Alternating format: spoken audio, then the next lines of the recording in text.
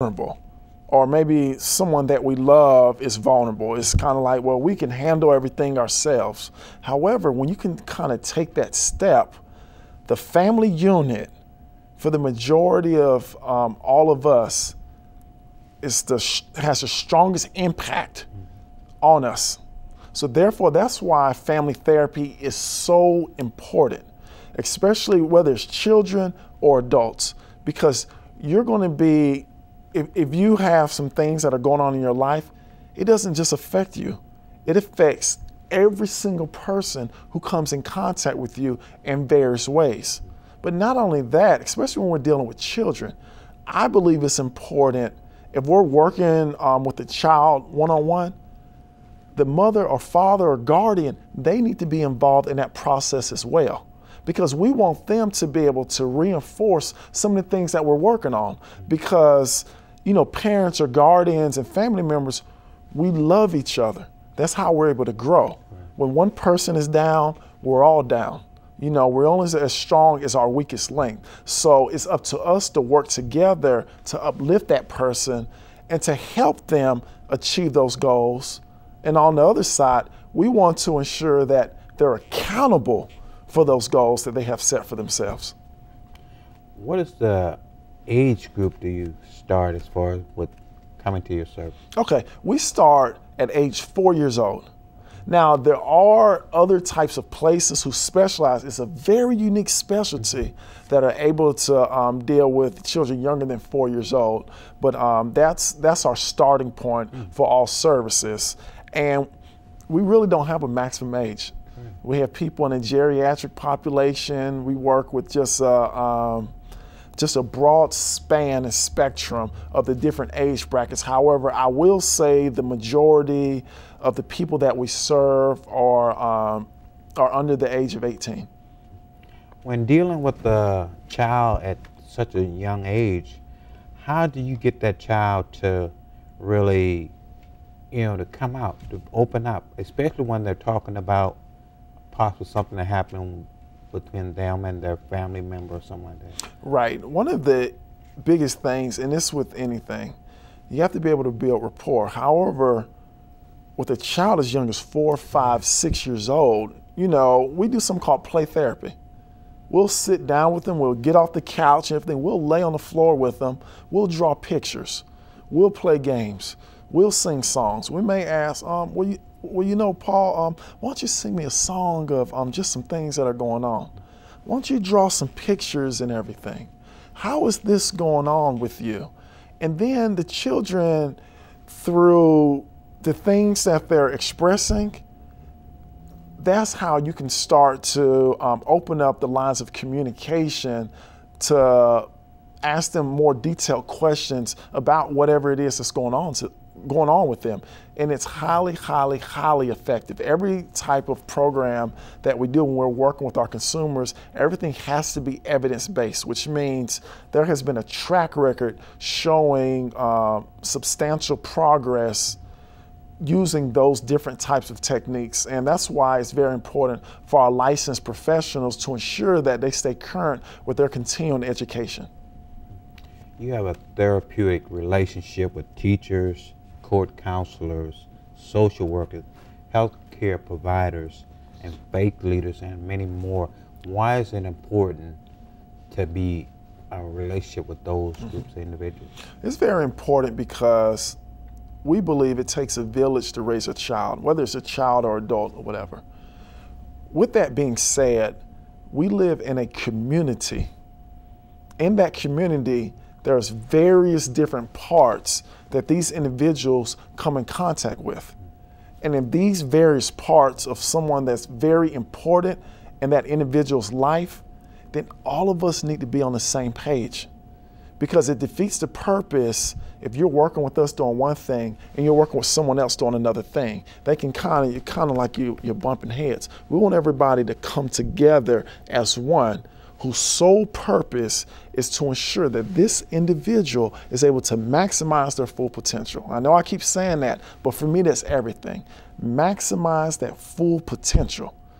And we're not able to do everything ourselves. There's some things that faith leaders are able to do that we're not able to do, which is great because it brings different parties to the table with different types of skill sets for the upliftment of that individual. I know one of the persons that I mentioned is the teachers. With their involvement with the children in the schools, do you have to possibly have therapeutic meetings with them, with interacting with the children? Right. That is something that it's ongoing because most educators, their background is not actually in psychology or mental health. You know, educators' training is in whatever discipline that they're teaching. And one of the biggest problems that we're experiencing, especially right here in Mecklenburg County, is our school systems are becoming overpopulated. So let's just think of a typical classroom, 30 students from 30 different families, from 30 different backgrounds, from 30 different things that are going on. And a teacher, they're trying to teach whatever subject they are. And those teachers are being evaluated by the results of those end of grade tests. So in order for a teacher just is not able to give the time needed individual to every single student in that classroom. However, as a result, we don't want our kids getting labeled either. You know, little Johnny may be exhibiting very aggressive behaviors. Well, for some teachers, it's easier for the teacher just to put Johnny out of the class so they can go on teaching the other 29 students. But where does that leave Johnny? That's where we come in. That's why we have to educate teachers. That's how we have to come in, educate the school social workers, educate the principals and assistant principals, and letting them know, look, we are here working together with you for the same goal at hand. Yeah, there may be certain type of behaviors that are going on. Well, if we work with them to control those behaviors, then that's going to allow them to remain in the classroom. That's going to allow them to focus, and then that's going to allow them to learn the necessary material so they can receive the highest score possible of their end of grade test and whatever it is that they're trying to learn. I know at one point in time, especially in the school system, when they used to have a child that was misbehaving at a long period of time, they would possibly medicate that individual. How much is a point where as a child doesn't need that medication, but there's something else that is going on that, you know, can go without that medication? Right. And a lot of this is going to come from my financial background as well. In the United States of America, healthcare is dictated by pharmaceutical companies and health insurance companies. A lot of our medically trained staff, basically, their background is, okay, let's figure out what's going on. Okay, there's a drug that can help with that. Okay. Instead of, now I'm not taking anything away from medication. Correct. Because medication can be very, very, very important in different type of situations, but let's not let that be the first resort. Let's try doing some other things. Let's try putting this individual in a position where they're able to win. All of us have different styles and different ways of being able to do things. Well, if I know you're a particular way, I want to put you in a position where you're able to win. And that's what we need to do. We need to identify, okay, what's going on with this child? And that's why it's important that we have these individual assessments. Because once we have this assessment, it's going, okay, we know how we need to go about working with this individual.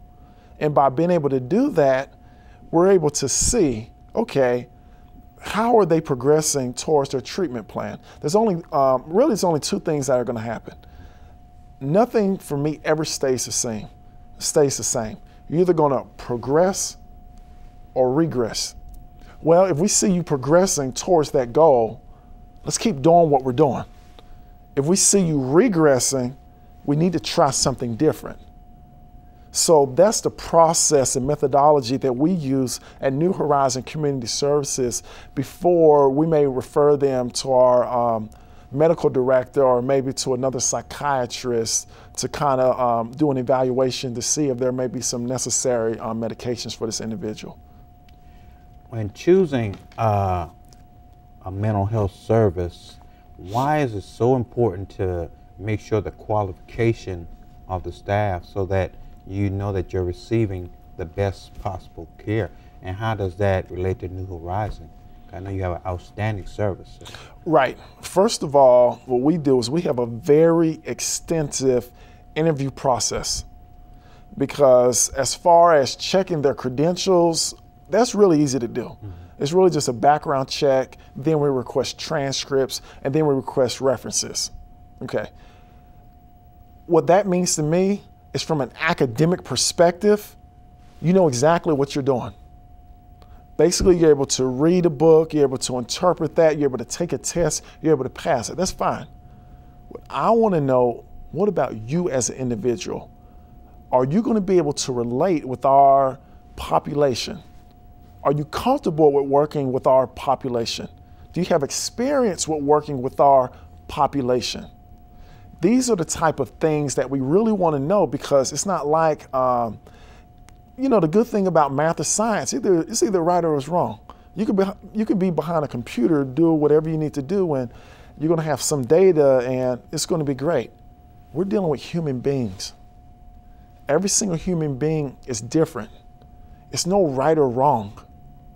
It's about progressing or regressing, and then being able to make adjustments. So for me, what I notice, people with that background, people who have an eagerness to constantly learn more, but most important, people who have great dynamic and engaging communication skills, make the best licensed professionals. In your opinion, what separates New Horizon Community Service from the others?